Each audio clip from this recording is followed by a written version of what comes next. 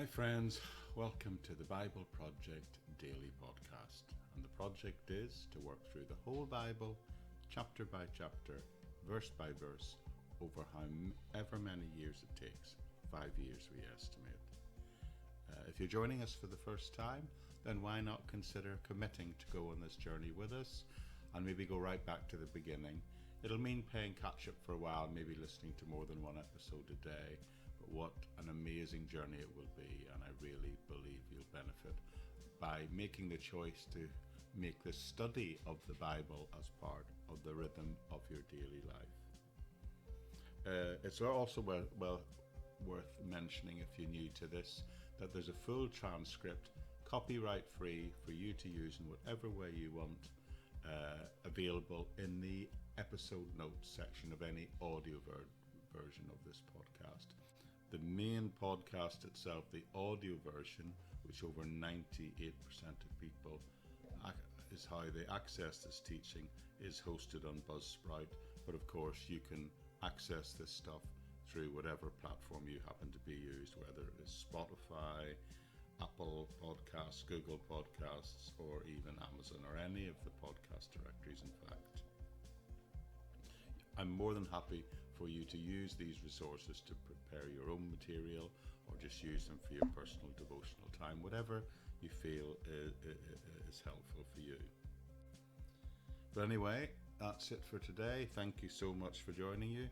We're going to drop into the main text of this final day, visiting Genesis chapter 40, which has been looking at the story of the interpretation of the dreams in prison. You know, Joseph's been chucked into prison, and the cupbearer and the baker have had dreams, and he's interpreted for them.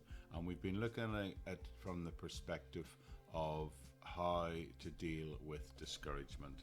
So I hope you're finding it helpful, and at this point we'll drop into the main study itself, and I'll catch up with you at the end just to bring you up to date about a few things. Okay, here we go.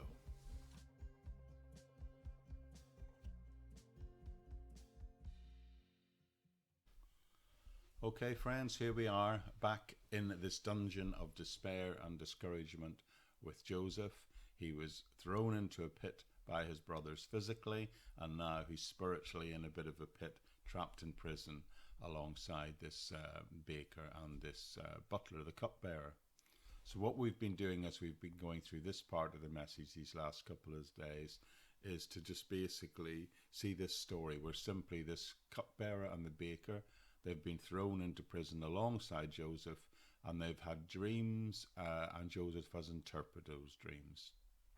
I think it's interesting that one of them is a good dream and one of them is a bad dream, but they both of these individuals have had very specific dreams. And within these dreams, we find out that they would be fulfilled. And in the verses we'll follow out what Joseph's interpretations of those dreams are, and if in fact they are correct. So we've had 2 dreams and 2 interpretations. So what happens next? Well, let's close off the final few verses of this chapter, which says, "Now the 3rd day was Pharaoh's birthday, and he gave a feast for all his officials.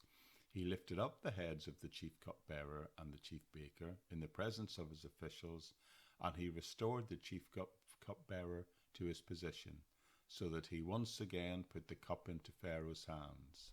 But he impaled the chief baker, just as Joseph had said to him in his interpretation.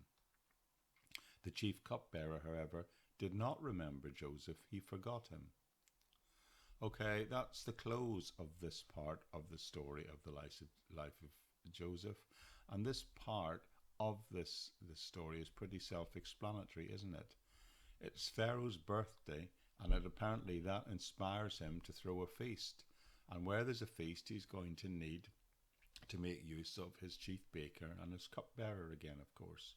So he raises them up, it describes it here. He brings them both before him, but the poor baker is killed, but the cupbearer, he gets restored to his old job. So just like Joseph predicted. So here we have the cupbearer back in his old job of handling the cup before it is handed into Pharaoh's hands. But the poor baker, well, Pharaoh must have decided that he was the one behind this original problem that they had that had caused them to be thrown into jail.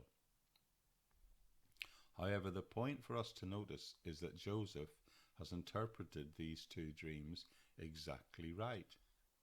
And this chapter ends with the cupbearer not being grateful to Joseph, not remembering him, but forgetting to put in the good word for Joseph like he promised. Forget. Why did he forget? Well, we don't really know. The text doesn't say exactly. It's possible that it was just something like he initially maybe put off and then forgot. Or maybe he didn't want to upset the king. He was just thankful to be back in his position and didn't want to remind him of the fact that in the past, Pharaoh had had a reason to throw him into jail. Maybe that's what's going on. Or maybe he was just a very selfish character. He had a character flaw that meant he didn't care once things had worked out for him. At any rate, it doesn't really tell us, but it does tell us he didn't tell Pharaoh what happened. Now, I couldn't help read this chapter and think about the emotional battle that Joseph must have been fighting through these circumstances. Put yourself in his shoes, especially in verse 23, where there seemed a degree of hope. And then they forget about him, or he forgets about him. The cupbearer forgets about him. Joseph must have been feeling alone and forgotten.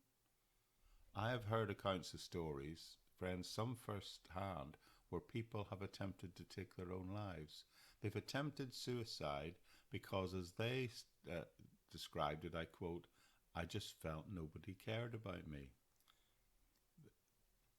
I'm going to suggest that at some level, thoughts like this must have been going through Joseph's mind, at least to some degree. It would have been natural for him to have been discouraged in this situation, and natural for him maybe to even reach a point where he thought, there's little hope here. They both had got out. The cupbearer is now back serving the king, and he, Joseph, is still stuck in prison with nothing. So I think it's fairly safe to assume that he had got discouraged. I think so anyway. Now let me make some suggestions to sum this passage up by saying that when Pharaoh's butler and the baker were put in prison, they had disturbing dreams, and Joseph would interpret those dreams, and he'd interpret them to mean the cupbearer would be restored back to his position, but the baker would be executed. But he asks the cupbearer to remember him, but that hasn't happened. The cupbearer is forgotten. So that's the summary of the brief facts of the events that have occurred here, which of course mean Joseph, at this point, remains stuck in the dungeon. Now, the approach I'm taking to this chapter particularly is one, and I could have chosen different approaches, but this is one that I hope will help people who feel they're in a bit of a spiritual dungeon. Excuse me. When people get really discouraged, that's the way they feel. They feel alone, forgotten.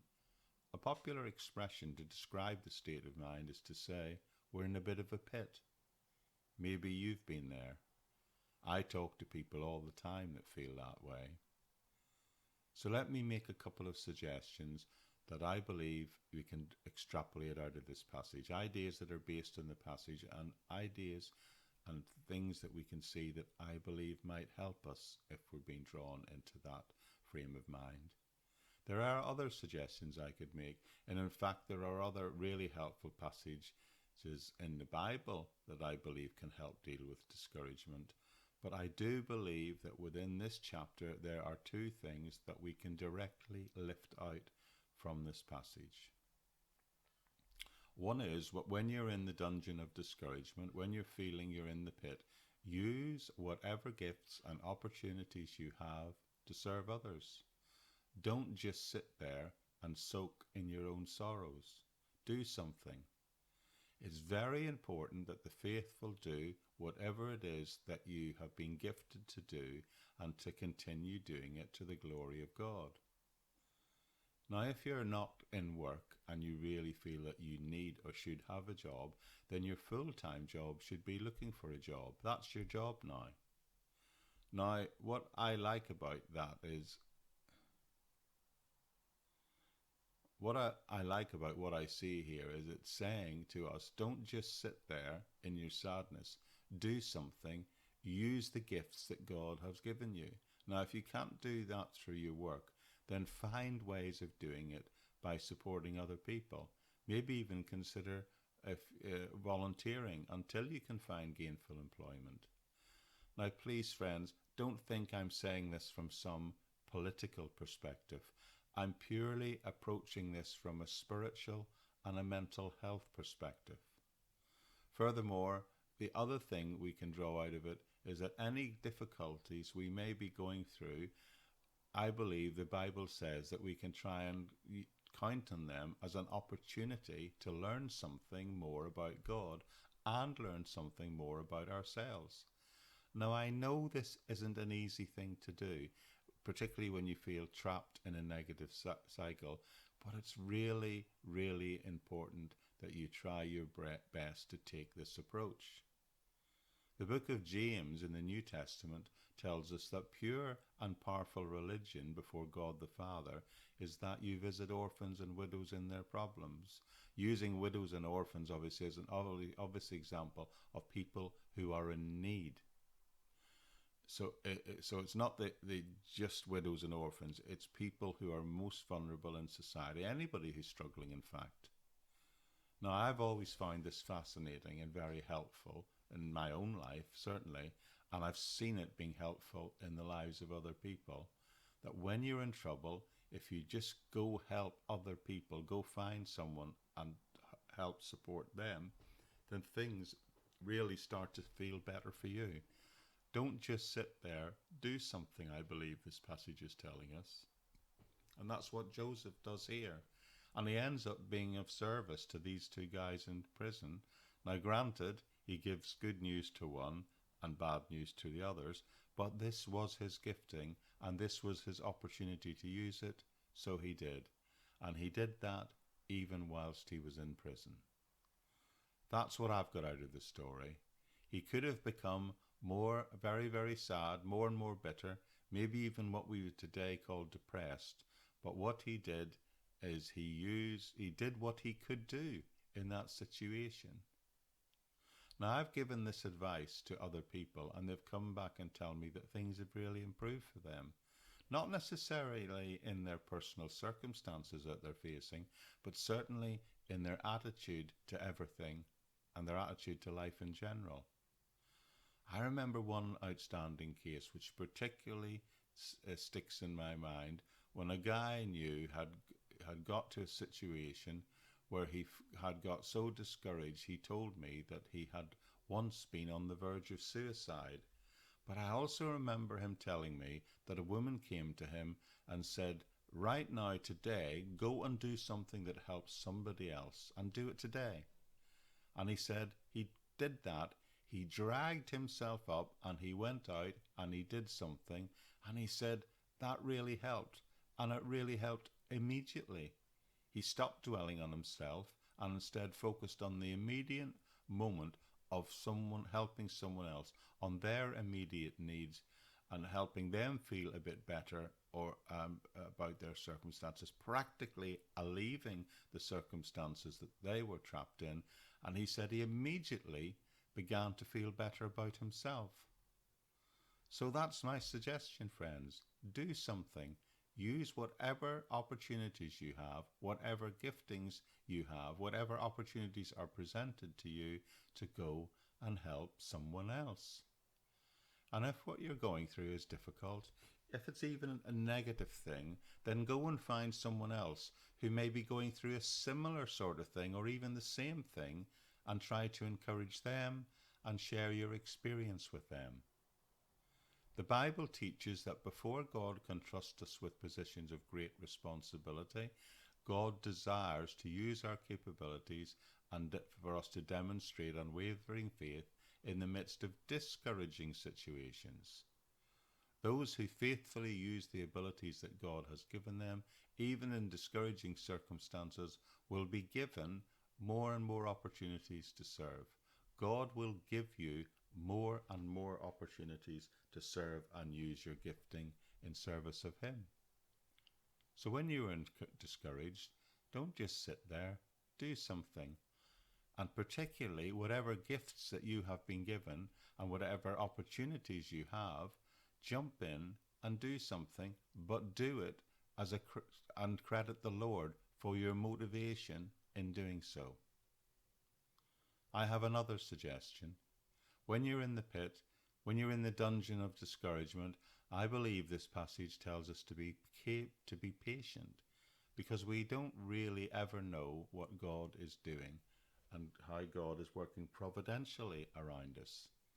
This is so important. When you're in a place when you're discouraged, you are looking at all the things that have gone wrong maybe in your life. And if you're in a place like that, then because things are going wrong, it's vitally important then. It becomes more and more important, in fact, to remember to stand firm on the promises of Jesus Christ. You are His child. He is working in your life, whether you feel it at the moment or whether you recognize it or not at this exact moment in time. That's the issue, isn't it? God is still in control. God is always in control. As the New Testament tells us, all things work together for good for those who love God and are called according to His purposes. I didn't say all things were good. I said that they work together for good, right? So what you have to do when you're discouraged is look at the big picture. You may not know the specifics. You may not know the specifics of what the future may look like, but you can know, based on the person of Jesus Christ and the writings across the entire Bible, that God can teach you through these circumstances and that He has good plans for you, and yet you can even know them and find them out in the midst of trauma. Most often we learn things through the difficult times of life, much more so than through the easy times. It's our natural human nature to want to live a trouble-free life, but there's really no such thing. And if there were, then we would never mature spiritually. All sunshine only makes a desert. We have to have a little rain in our lives to create something out of it. Someone has said the significance of this chapter lies in the fact that Joseph discovered his God-given ability to interpret dreams. And Joseph used this gift on this occasion, and it was a way of preparing that gifting, preparing the way for him later to be called by Pharaoh to interpret dreams. 2 years later, in fact. And it was a gift that when he expressed before Pharaoh would exalt him into a high place in the Egyptian government. Joseph is revealed here to have a gifting from the Lord. He has others, many giftings in fact, and we will see God use these as we continue to work through his story here in Genesis. His God-given giftings will put him in the place where he is in charge of the entire food supply for this whole country, and in charge of it during a vital time of famine. God had a purpose for allowing Joseph to be put in prison, as we shall see as we go through the rest of his story. So I'm just saying to you, if you're feeling a bit in the pits at the moment, I'm just saying, don't be discouraged, be patient. You may not know what God is doing in your life right now. He may do something in the future, dramatic for you, but you have no way of knowing at this point what that will be. Now, maybe you're a young person who feels that you've committed your heart to the Lord and that you have no real role within the church. I really believe that the church is missing an opportunity, and it's a disservice, particularly to younger men, that they're not enabling and equipping them to serve. But maybe you're sitting there, stuck in a position where you feel, I have giftings, I can serve, I should be promoted to positions of leadership in the Lord's work, especially if you feel that you have particular spiritual gifts. On the other hand, some churches put people into positions of leadership almost as soon as they become a witnessing Christian, and they begin to acquire even just the rudimentary knowledge of the Bible. People can tend to become impatient with this regard, and younger people can sometimes regard, well, as irrelevant the attitudes and programs of the Christian churches and the training and the institutionalizing of the way that approach that can be taken. They would rather see ways of developing new methods or get out on their own immediately into active ministry, asking for financial support, sometimes just thinking that mature Christian methods are all out of date. Well, if you feel that way, I really understand it. And I went through a period like that myself for many years when I felt underutilized in my gifting. But if you feel that way today, then I suggest you do two things. Do what you can, express your gifting when and where you can and as the opportunities present themselves, but wait on the Lord to show you his purpose in that situation before stepping in. Got it? Let me conclude today by quoting someone who I think really put the finger on the pulse of what is being said here. He said, trials may be viewed from two perspectives, and it will make all the difference in your spiritual life which of the 2 points of view we take. From the human side here, Joseph's suffering was due to injustice on the part of Potiphar and ingratitude on the part of the cupbearer. But from the divine side, these years were permitted for the purpose of training and preparing Joseph for the much greater work that lay ahead before him. If only we can look at the human side of the trials we face. If we only do that, we will become discouraged. It may even irritate us, anger us, and it can in fact lead us into a depression, a deep depression. But if we look at our circumstances from the divine side, we shall see God in everything, and we can even see that all things are working together for good. So you have a choice. You can take the human perspective or the divine perspective. And which you take will determine how quick you get out of any current discouraged state of mind and how quickly you get into a positive state of mind and the purposes of God. It's really your choice which perspective you take. I pray that you take the divine perspective.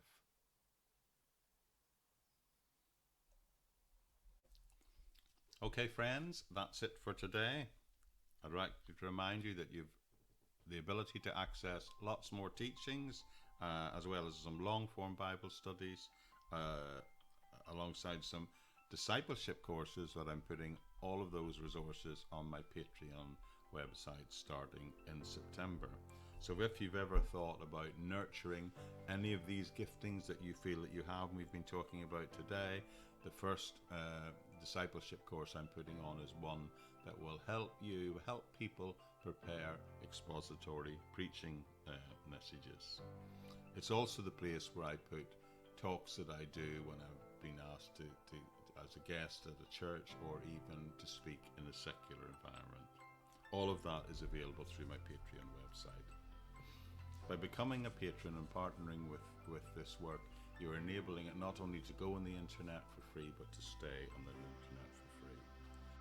I'd also like to say I'm particularly thankful for each and every one of you who have committed to pray for this ministry, because this ministry really needs your prayer. Pray that I might have the time and the good health of myself and those around me to continue to prepare and put on the internet 20-25 minutes of teaching every day. And if you're benefiting from this and feel you're benefiting from it, then why not share it with others? I believe that a review or a like or a share quite simply makes this teaching material, free teaching material, available more widely, and it is much more likely to be seen on the internet. And why not subscribe to it to ensure that you don't miss a single episode and you could complete this amazing 5-year journey together through the whole Bible. But anyway, that's it for today. I hope you've enjoyed our time together as we work through the Bible, chapter by chapter, verse by verse. I hope you can join me back here tomorrow. Well, it's tomorrow for me, whatever day it happens to be for you, in the Bible Project Daily Podcast. Bye-bye for now.